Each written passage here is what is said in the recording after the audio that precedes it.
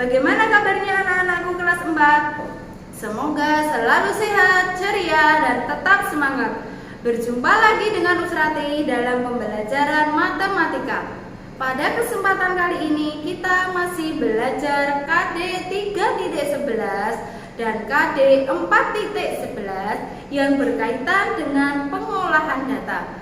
Sebelum kita mulai pembelajaran, marilah kita awali dengan membaca basmalah. Bismillahirrahmanirrahim. Nah, anak-anakku, pada pembahasan kali ini kita akan belajar tentang penyajian data. Kemarin kita sudah mengumpulkan data melalui wawancara, kemudian mengumpulkan angket ataupun dengan data yang sudah ada. Nah, data tersebut dapat kita sajikan dalam bentuk tabel atau diagram. Data yang disajikan dalam bentuk tabel atau diagram akan mempermudah kita dalam membaca dan menafsirkan data tersebut. Yang pertama, kita belajar menyajikan data dalam bentuk tabel. Perhatikan contoh berikut.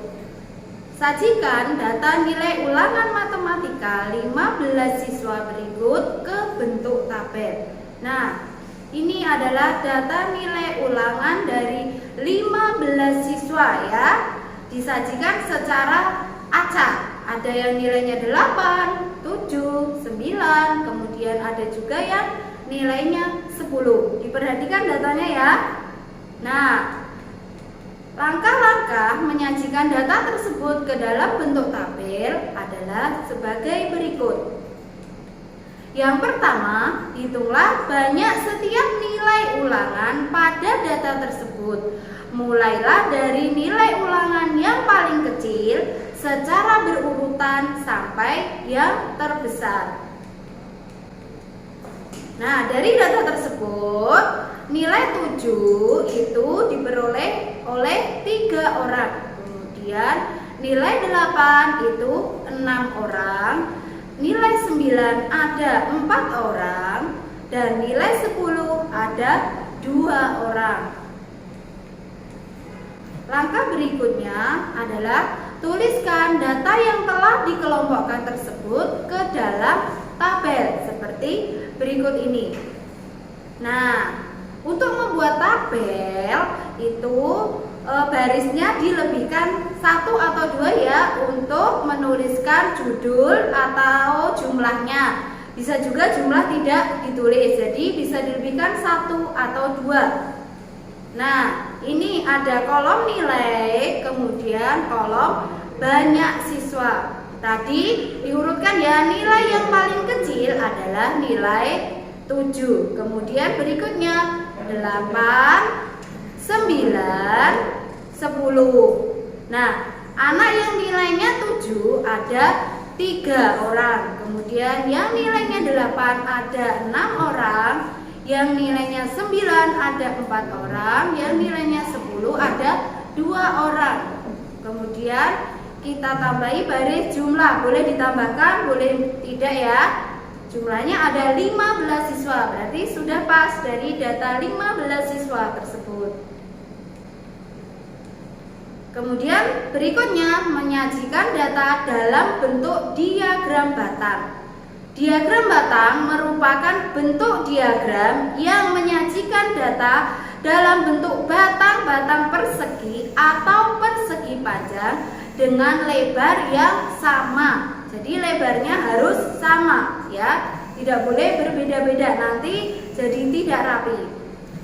Contohnya, sajikan data pada tabel berikut ke dalam bentuk diagram batang.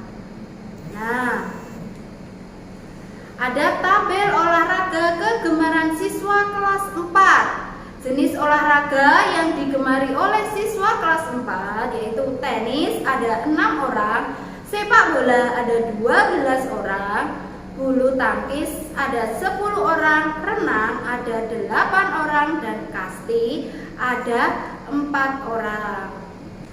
Nah, langkah-langkah membuat diagram batang berdasarkan tabel tersebut. Yang pertama, tulis nama olahraga kegemaran siswa pada sumbu mendatar dan banyak siswa pada sumbu tegak. Kemudian buatlah batang pada setiap jenis olahraga setinggi banyak siswa pada tabel.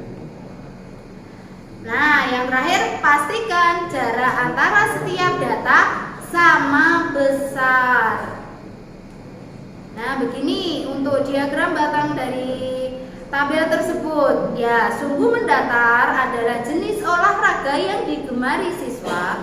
Kemudian sumbu tegaknya itu banyak siswa. Tadi tenis meja itu ada 6 siswa, maka kita buat batangnya setinggi 6. Kemudian sepak bola ada 12 siswa, kita buat batangnya atau perseginya sepanjang 12. Kemudian bulu tangkis itu 10 siswa, kita buat setinggi 10. Dan renang ada 8, kita buat juga batangnya setinggi 8. Dan kasti ada 4, kita buat setinggi 4 ya.